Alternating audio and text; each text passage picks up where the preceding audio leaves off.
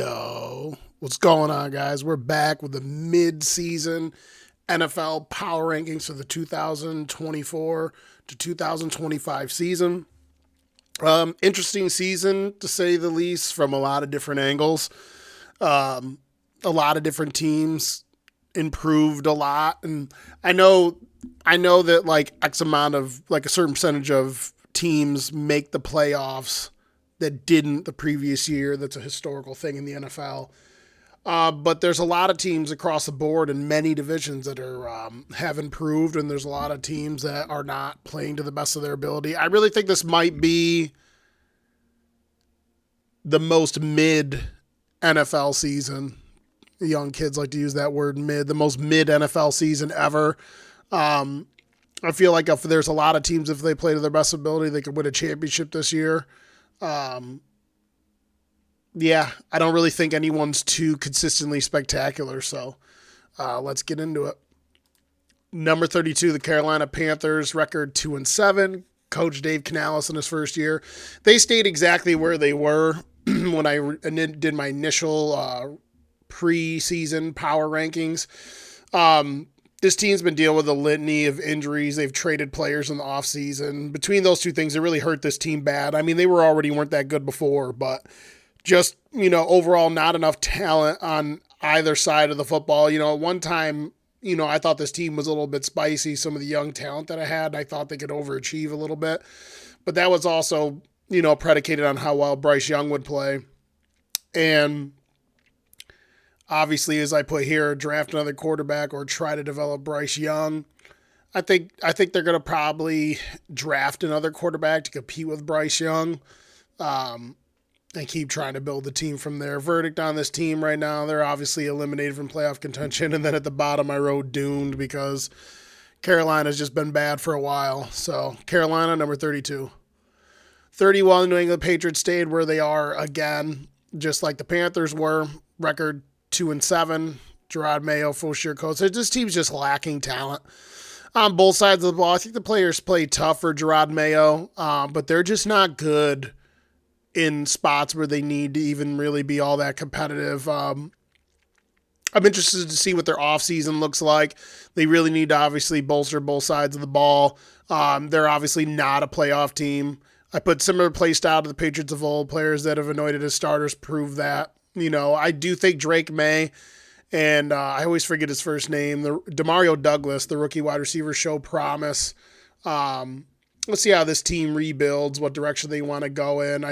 I do like a few young players here and there, but overall, not many players always flock in the offseason to go play with the Patriots at the moment, so they're going to have to build via the draft, so it'll be interesting to see what they do. New England, number 31. Number 30, the Las Vegas Raiders, record 2-7. Antonio Pierce is their coach. They started out obviously not.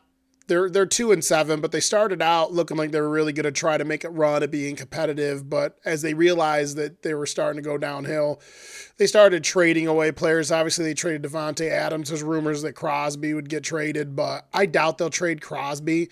They're solid, respectable on defense, and I think that they could add a handful of pieces down the road to build around Crosby. They could be pretty formidable on defense. I like some of their young players.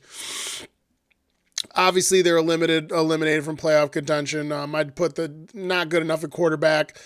Which has been a trend for them for a while. Respectable on defense, like I said, but just too much bad football tape.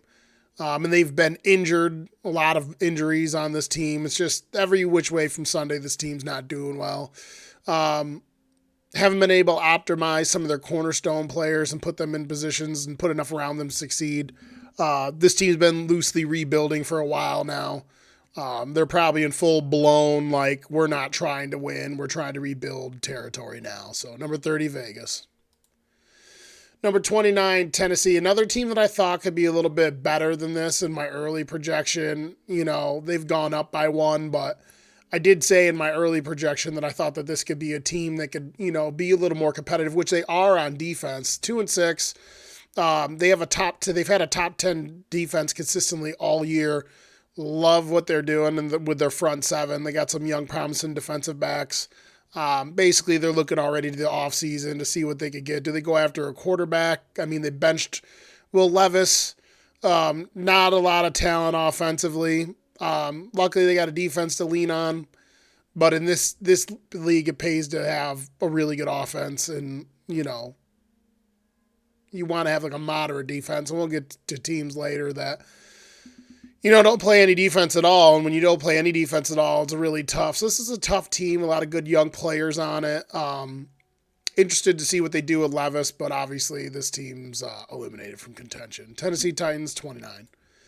Number 28, the Cleveland Browns, just odd and disappointing all the time. Down 17. How they went 11-6 last year is just mind-numbing to see where they are now at 2-7. They're still the Browns.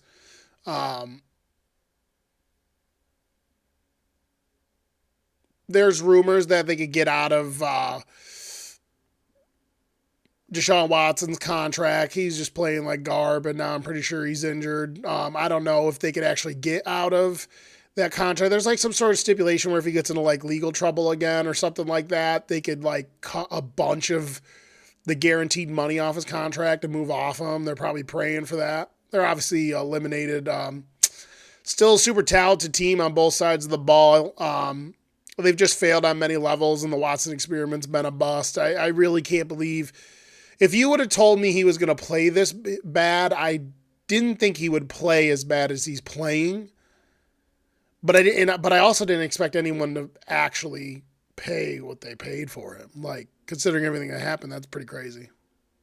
So the Browns at 28. Number 27, New Orleans Saints are 2-7. Coach is Dennis Allen. Like I've said for a handful of years now, this team's aging and they're in fucking cap hell.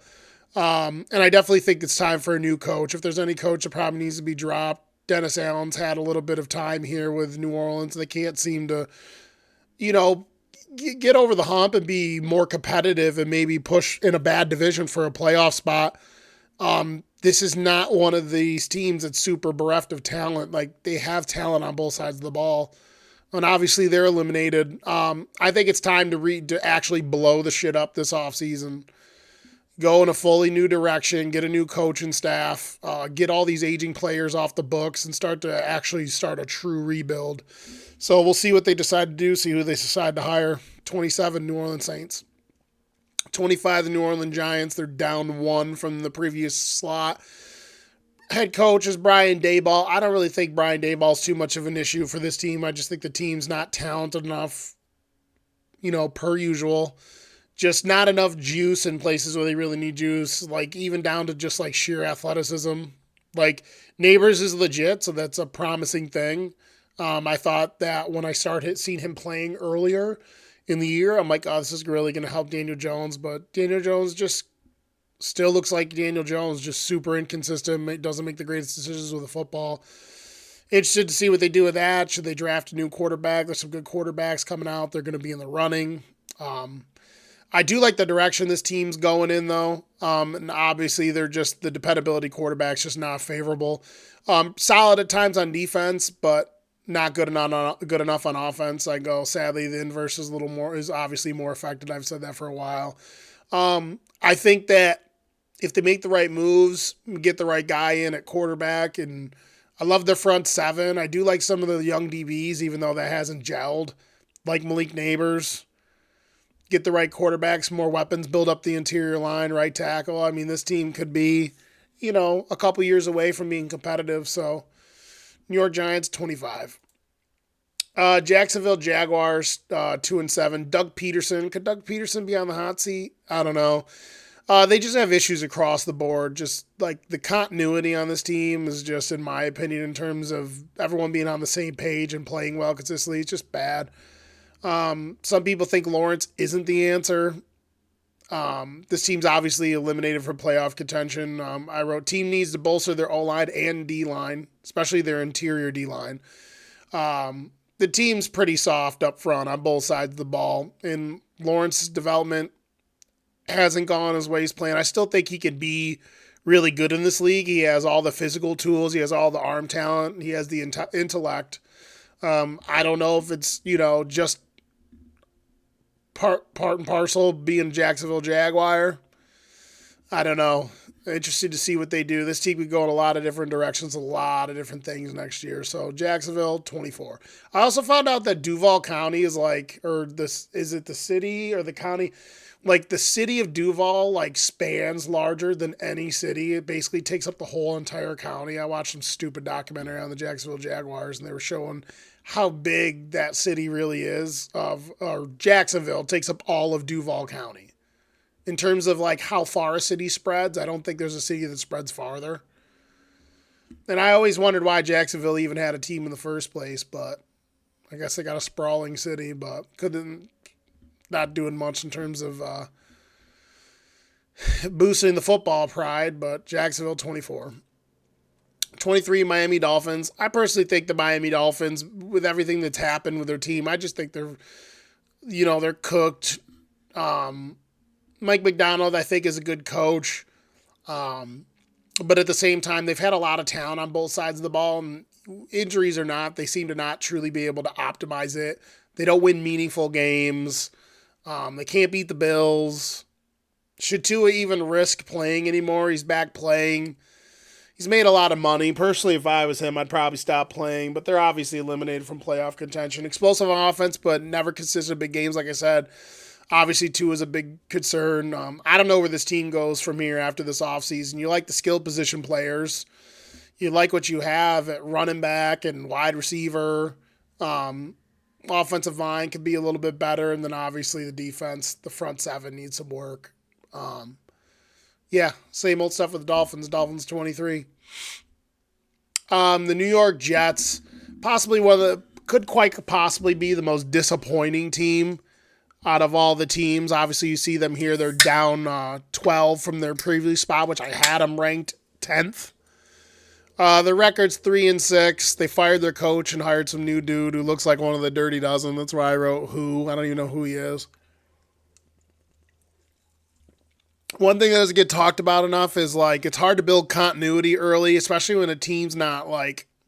It's tough because I actually think this team's ultra talented on both sides of the football. Offensive line still needs a lot of work, but outside of that, this team just has loads of talent all over the place. But it takes time sometimes for you to come in, even if you're Aaron Rodgers, to gel, get everyone on the same page. Just sometimes one-off season's not enough. Interested to see who's going to be the next coach. So obviously, I don't think they make the playoffs. That's why I put them eliminated. They're just way too inconsistent. Like I said, extremely talented on both sides of the ball, but coach and quarterback play matters. O-line needs to be better. So does Rodgers. I don't know how long A-Rod is under contract. We could be back for the drawing board on offense very soon. This squad will have one of the more interesting off seasons, like I said. Love the skill position players for the team. I think they could use a tight end. I actually like Jeremy Ruckert a lot. But, at what point does he step up? I think he's like a third-year player. Offensive line is booty cheeks. Tyron Smith's playing well, but that's about it. And this team, as much talent as they have defensively, has not really been playing that great defensively either. I really think the spot to blame really is the coaching staff. I think they need a new coaching staff. Obviously, Aaron Rodgers can be abrasive and all these other things, and he's not playing to where he needs to be. But at the end of the day, Aaron Rodgers is still one of the most talented quarterbacks in the league. Would you rather have Aaron Rodgers or your fucking third stringer? I don't know. So, New York Jets, 22. 21 in Indianapolis Colts. They're 4-5. I was joking. I said this team's like a meat and potatoes football team. Solid in areas, but not exceptional really anywhere. They run the ball decently, and they've been decently stout on defense. What's going to come of Anthony Richardson? I don't know. They tried to go the route of taking the ultra-athletic, quote-unquote, arm talent quarterback like the Bills did Josh Allen, but Richardson's not panning. I see a lot of people on the internet that are just like, just wait, give it 2 more years. Anthony Richardson be this and that. Dude, he's just insanely inaccurate. Like Josh Allen wasn't that accurate in college, but this dude was not accurate at all in college. Didn't put up good numbers. I personally think that they should really just give him a lot more designed runs. I don't really know. I don't watch the Colts enough, but I know enough to see that, like, he's just not super accurate as ball placement. He's kind of more of a running back.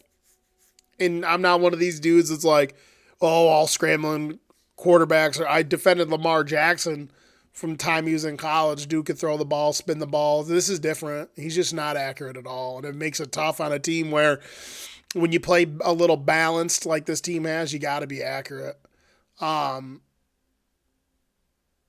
Yeah, I mean, I like if I'm a coach, if I'm a coach and this job's available, there's way worse jobs. I mean, they have talent, like I said, on both sides of the football.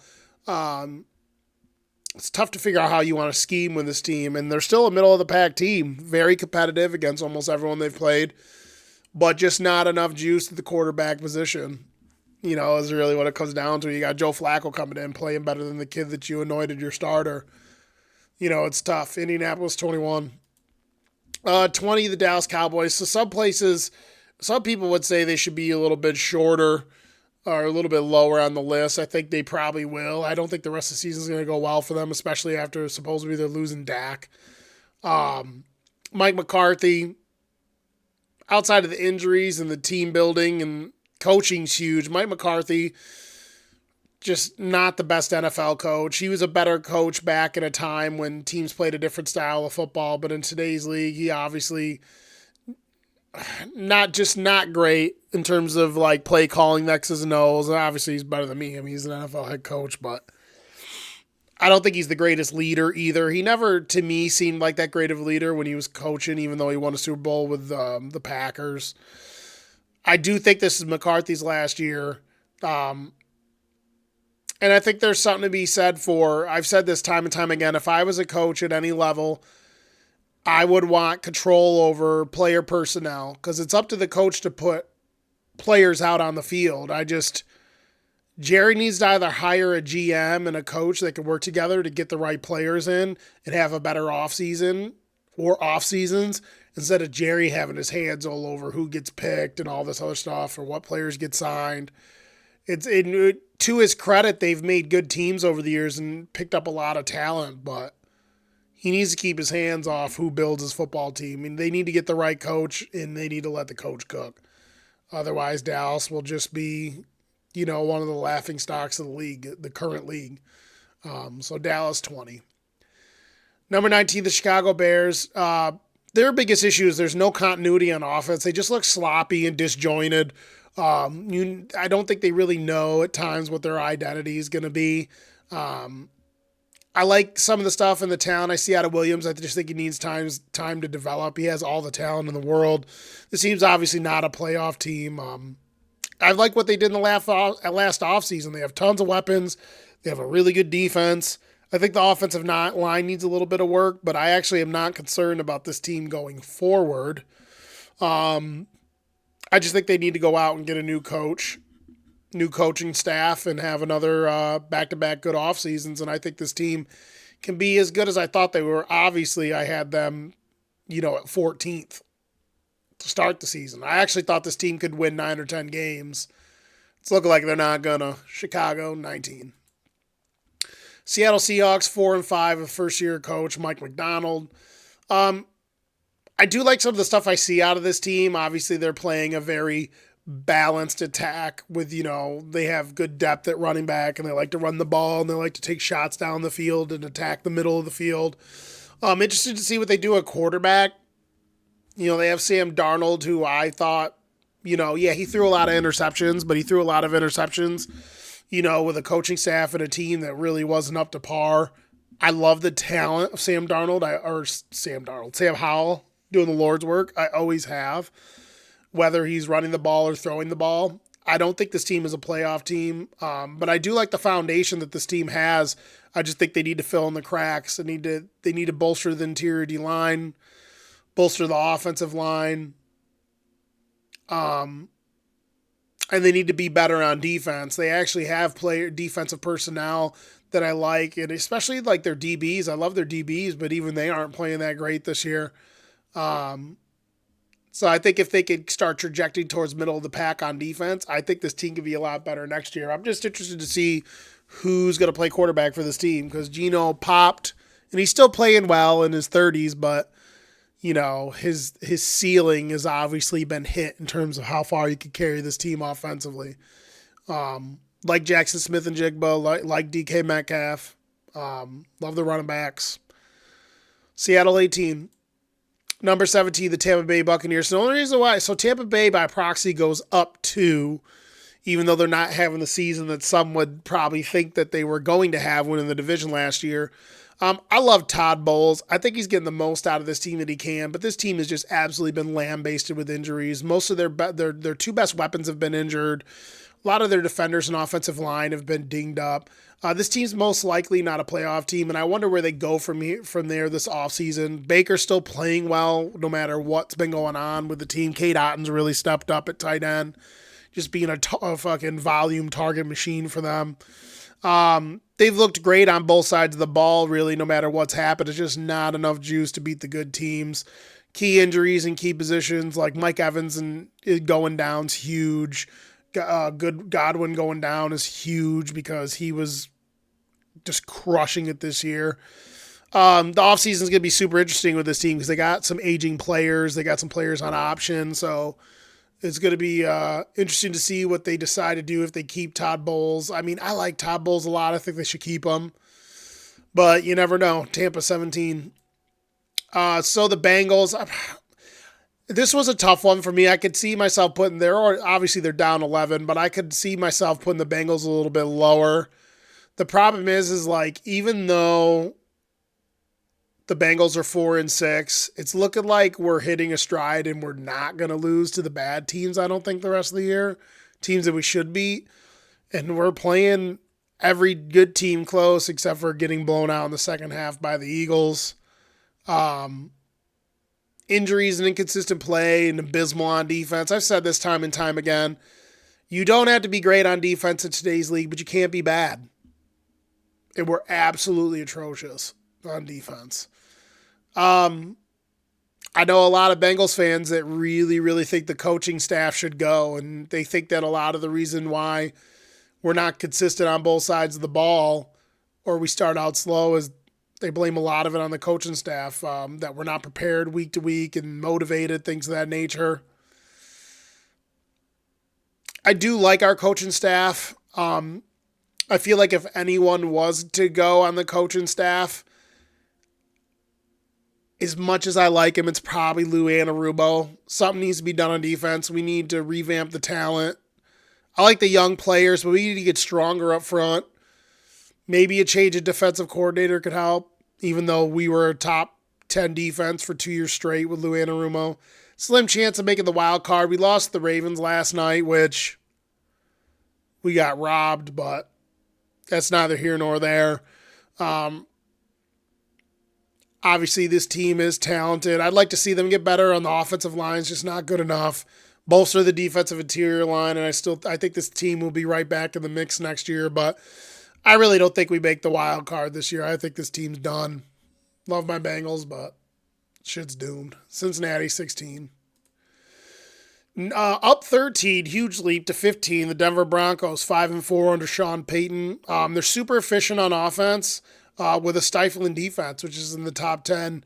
My big question mark for this team is, can Bo Nix get more comfortable and become more polished the rest of the season to just make a push and not make mistakes? I don't think this team is a playoff team because I think the Chargers and obviously the Chiefs are better. But goes to show you the roster is not so much differently offensively, and Sean Payton comes in and schemes and coaches this team up to where they're not inefficient and terrible on offense. They lack a level of explosiveness and athleticism on offense, in my opinion, which is one of the things that holds the offense back. But they're still not making a shit ton of mistakes. They look well coached on offense.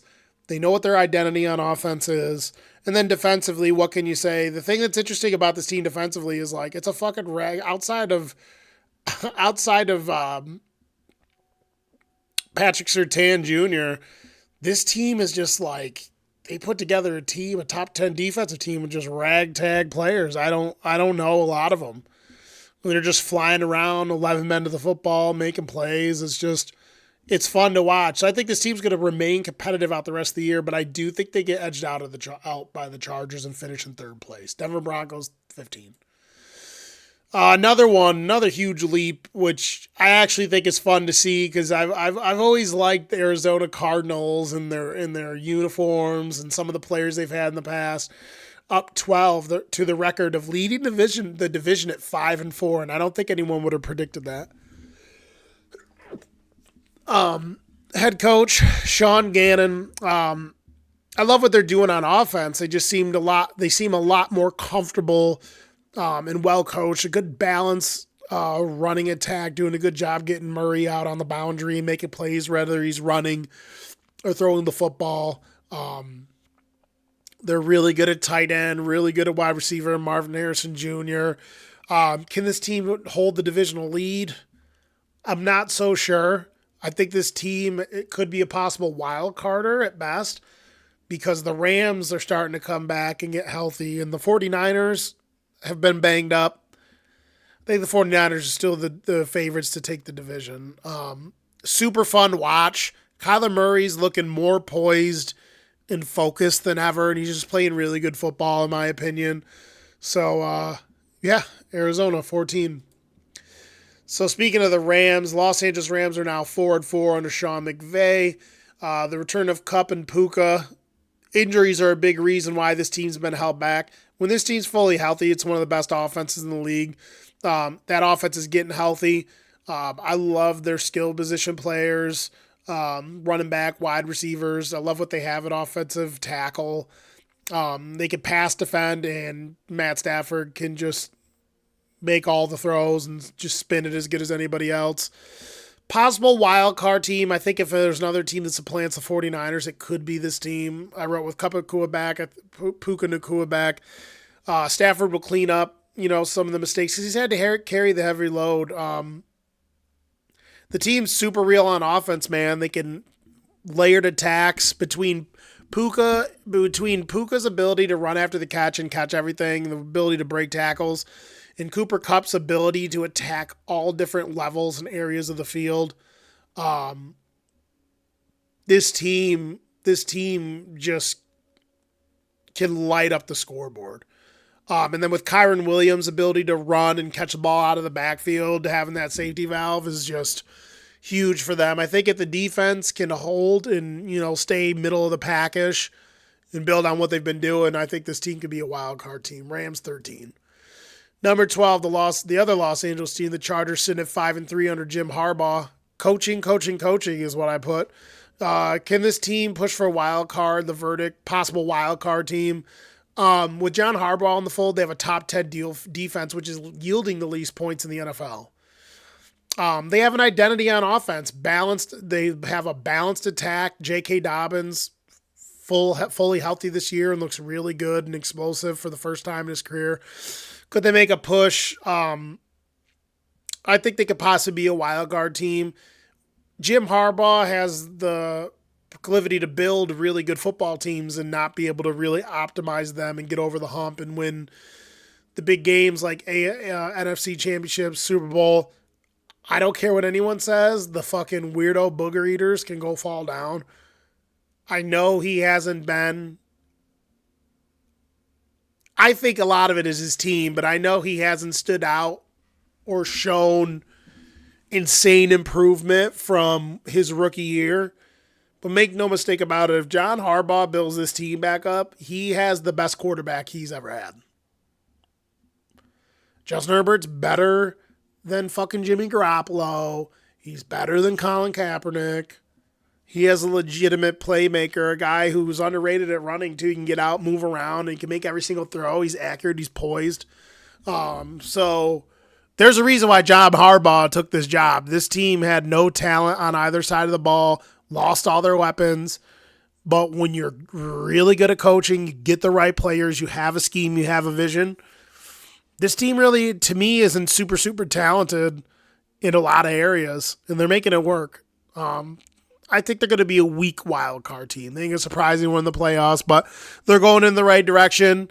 They really need to go out and get like a bona fide. If they could go out and sign like a bona fide number one wide receiver next year, Maybe get like a tight end in there too. I think this team could be really something next year or two. Chargers 12. So one of the more annoying ones, as usual, they always find a way. The Pittsburgh Steelers are sitting at 6-2 under Mike Tomlin. Who doesn't love Mike Tomlin? He's the fucking man. Super strong on defense. Disciplined on offense with like a balanced attack. That's really not all that explosive. They're getting the most they can out of their running backs, though. That are, their running back core is one of the better ones in the league, in my opinion. They can catch the ball, the backfield, block, run, inside, outside. Russ has played okay, I think, but I really still think for them their chance to really be at their best, I personally would have played Fields. He played too good for me to find a reason not to. I think this team is a strong wild card slot. I do think the Ravens will overtake them and win the division. So this team will be a wild card team. Again, interesting yet again. Second highest graded defense to this point. Just, the Steelers, they're well coached, they draft well, and they've just been one of the most consistent franchises in building over the years. I mean, between Cowher and then going over to Mike Tomlin, just a really, really good organization. I give the credit where credit's due, even though it's the only team I really dislike. Pittsburgh Steelers, 11. So Atlanta Falcons, the team that always has broken my parlays over the years, record 6-3. Coach Raheem Morrison his first year. The Red and Black are back. Can they seize the moment? I really think this team's going to be the NFC South winner. A lot of it's by proxy because of how beat up and how injured the Buccaneers are, but are built how you want to be built in today's league. Their offensive line is one of the best offensive lines in the league. They got weapons on the perimeter. They got a high-level pass-catching tight end, contrary to popular belief. One of the best running backs in the league, and in my opinion, one of the better running back tandems in the league with Tyler Algier coming out of the backfield, just for those goal line carries. Bijan Robinson, just explosive, do-it-all back. The biggest issue for this team is being consistent. I'm interested to see how they play in big spots. Big Kirk has paid off so far. Kirk Cousins probably, you can make the argument, as the comeback player of the year. But when you have a team that's built the way this team is and built how you want to build a team in the modern day, all he's got to do is be accurate and spread the pill around. So Atlanta, 10. Number 9, the San Francisco 49ers. So this is basically just based off, where they've been, what they've been going through as of lately. I do think this team's going to rise, and I do think this team at the end of the day will win their division. It just basically comes down to injuries. I've been saying the past couple of years, I'm interested to see. I'm always interested to see their off seasons every year because the team's so stacked on both sides of the ball, and you can't pay everyone. I sometimes love the team building aspect more than I actually love watching the games being played.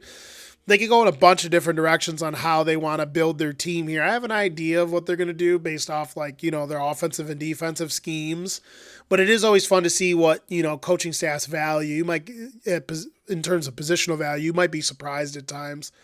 Love the GM, love the coaching staff. I think this year is just an unlucky year, and I will say I am impressed with Brock Purdy. A lot of people think Brock Purdy's like fucking ass and trash, but I've seen a lot of quarterbacks on good teams lose all their playmakers and just melt. He hasn't been great, but no one's going to be great when you have nothing. But that doesn't mean you can't be good. Doesn't mean you can't be solid. Doesn't mean you can't hold it down like a paperweight. Most players at that position can't even do that. I think he's a really good player. He's accurate, understands the scheme, just really understands, what's going on in front of him, reading defenses, checking down, getting himself out of trouble, good pre-snap. And I'm just I'm impressed by him. I'm interested to see what they pay him. I don't know if they'll pay him like top shelf, like top market, but he's definitely exceeded a lot of people's expectations, in my opinion. You wondered there for a little while. Is it him or the players? Obviously, I don't think he's an elite tier quarterback, but I think he's a pretty good quarterback, and it helps obviously when you have all these players. But man, I'm impressed by how he's handled, the adversity of this season. So San Francisco, number 9. Number 8, one of the biggest surprises. A lot of surprises from this team. A lot of surprises. 7-2, the Washington Commanders up 15. First-year coach Dan Quinn could be in the running for Coach of the Year. Obviously, a big part of what makes this tick is how friggin' good Jaden Daniels is. Basically, it comes down to, can this team finish strong? I'm still a little weary of them on the back end. Like, you could throw the ball on this football team, but rumor is they went out and traded for Marshawn Lattimore, so that's really, really going to help them. I personally think that this team, if it shakes right for them, they could possibly win their division, but it's going to be tough because the Eagles are still really good. I put Jaden Daniels as what Kyler couldn't be with Kingsbury. Accurate, consistent, makes good decisions with the pill. The dual threat is real. And like I said, the defense is still a liability, but Bobby Wagner has brought a level of stability, leadership, tenacity, and it's always good to have a dude as good as him at the linebackers position. I do think it brings a level of professionalism and ability to just direct everything that goes on the field, getting players in and out of personnel, reading the offense, getting guys situated so they can just do their jobs. And Bobby Wagner at 33 years old is still playing as good as anybody. So Washington Commanders, number 8. Number 7, the Green Bay Packers, sitting at 6-3 with Matt LaFleur as their head coach, obviously. They've been pretty beat up, but they've still managed to stay in the mix. The big key thing is will Love build back from his injury? They will need it to happen in order to be successful. This is a possible wild card team for me. I said injuries have not helped them, but are still in the running for their division. This team's well coached, but they are middle of the pack statistically on offense and defense. They're going to need Love to have a big rest of the year, which, he's proven that he has the ability to do so. So once Love gets a couple more games under his belt, I do think he's going to get his groove back and he's going to start playing really well for this team. They're right back where they were. They started out at 7 on the year and they are where they are now, right back at 7. I do like what this team's doing, the direction they're going in. And they're going to be right there knocking on the door of a playoff berth, in my opinion. So Green Bay, number 7. Number 6, probably the biggest surprise, up 24 slots, the Minnesota Vikings at 6-2. Head coach Kevin O'Connell. They're playing really good on both sides of the ball, which the defensive side, I didn't suspect that. A lot of young players had to step up to make those things happen. Got an interesting quarterback situation. They go out and they draft a rookie quarterback, and then they get Sam Darnold, who's come in, and Sam Darnold's just fucking slinging it around. I do think this team's going to be a wild card team. I don't think they win their division. Sam Darnold, I wrote quarterback's one of the only positions where there's a large capacity to get better as you age.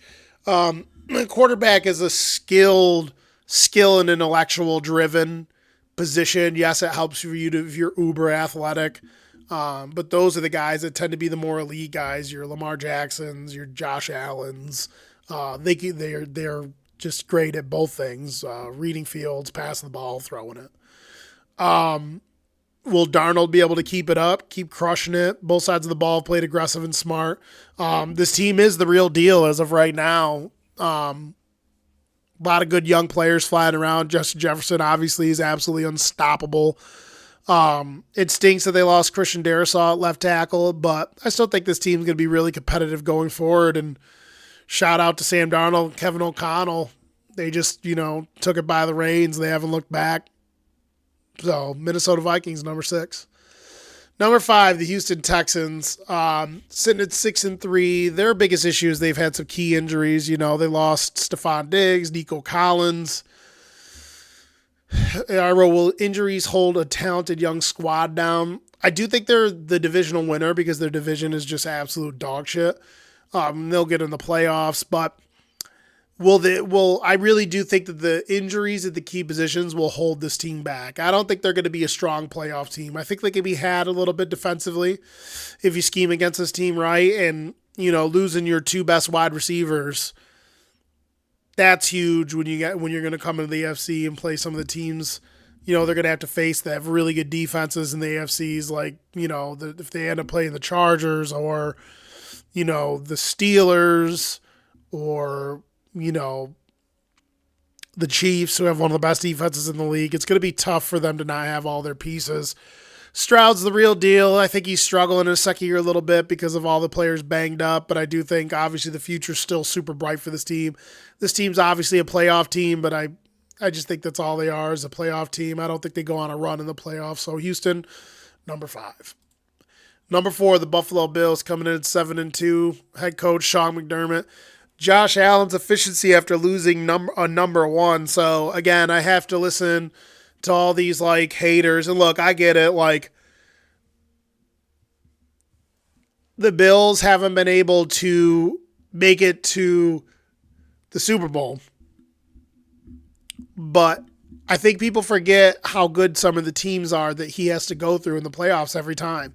Only one team wins the Super Bowl, only 2 teams get to the Super Bowl, and only 2 teams get to each conference championship. He's had to go through a Burrow and a Bengals team multiple times that have been really good. He's had to go through Chiefs teams that have been really good. And I just don't think the Bills and Josh Allen get enough credit for how good they are.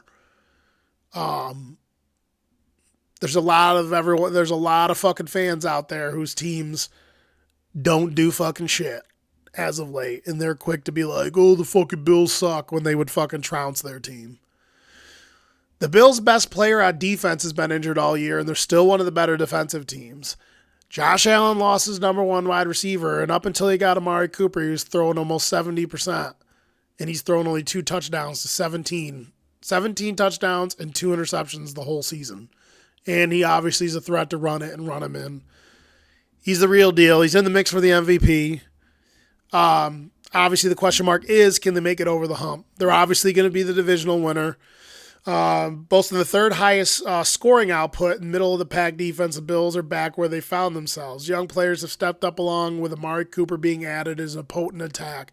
Will the defense hold, and will Allen be clutch and safeguard the pill in the postseason? Injuries and overall dip in play this year, in my opinion, leaves a large window open across the NFL. Now's the time to strike if you're the Buffalo Bills. The window is wide open for any of these top-tier teams to win a championship this year. Buffalo, number 4. Number 3, so this is tough for me to place Baltimore. You got to give them credit for what they've done so far and stuff like that, but similar to the Bills, they get into the playoffs and they peter out. Up 4 spots, 6-3 under John Harbaugh. Number 1 on offense, obviously, between their passing attack and their rushing attack.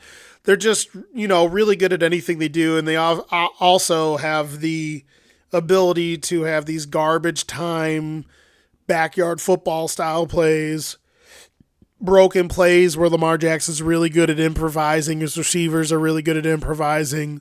I put the team is still prone to meltdowns, which they are. I think they are going to be the divisional winner. And they're extremely explosive on the ground, with Lamar playing as poised as he's ever played.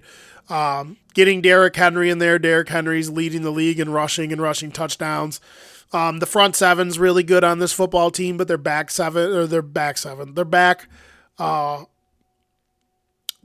4 is one of the worst in the league. They're just really not good. A lot of young guys, a lot of undersized guys playing out there. Marlon Humphrey's solid, but I think Marlon Humphrey's a little bit overrated. A dude who likes to talk a lot, and he just gets torched all the time. But it's 9th overall in defense as a whole. Will this team melt down again? Find out in the next episode of Dragon Ball Z. Ravens, number 4. And number 3, Philadelphia Eagles at 6-3. Coach Nick Sirianni still got on both sides of the pill. What can you say? This team's one of the best organizations in terms of, moving off talent when they need to move off it, drafting and scouting and drafting really good players. Basically, what's going to come down to with this team is, can we trust Jalen Hurts, who, I don't care what any of you say, has regressed the past handful of years as a passer, even with all the weapons around him. This team's a possible divisional winner, definitely a playoff team. I put Billy as both in the top 10 graded offense and 10 graded defense that is explosive on the floor and in the air with a bevy of weapons, obviously. This team will be a playoff team, but this team will optimize itself, will come down to Hurts, who has regressed as a passer. Still potent offense when locked in. Yeah, when Jalen Hurts is locked in with this team is at its best when they're playing balanced football and they're attacking the sidelines in the middle of the field. Now, obviously, with A.J. Brown, you can get him more with, hucking it down the field because he's a guy that could just go up and make plays on the ball. But Jalen Hurts, I've always given him for credit for being very, very accurate, 25 yards and in. Their bread and butter is when they're balanced, good play calling, attacking the middle of the field, attacking the sideline, just putting the ball into Smith's and Brown's hands. And Saquon's been absolutely fantastic this year, doing backflips and hurdling backwards over people and shit. Like, it's a tough team to beat. They're really still good. Their front seven's good. They still got talent on the back end. Two really good young corners in Quinyon Mitchell and who the fuck is the white kid? It's not Riley Moss. They got another kid, there's some white kid that everyone keeps talking about. He plays on the other side of them. I always forget his name.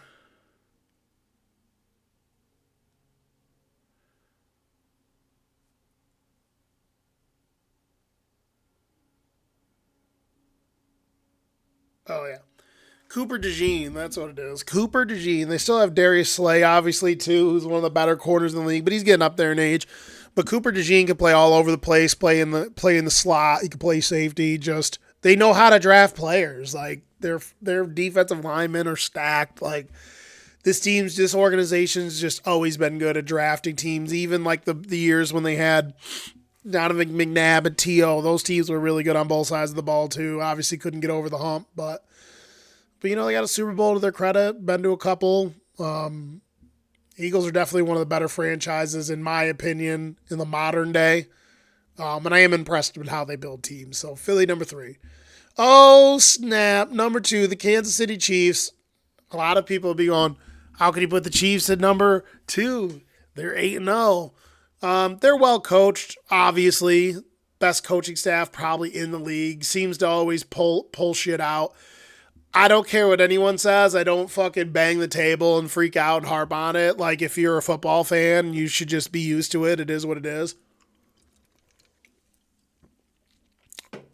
But if you go look at all the statistics on how many pass interference and holding calls go in their favor, the statistics on how more often they get game-winning calls in the red zone, just every metric when it comes to those penalties are in their favor to some crazy, insane percentage, even over the team that's in second place.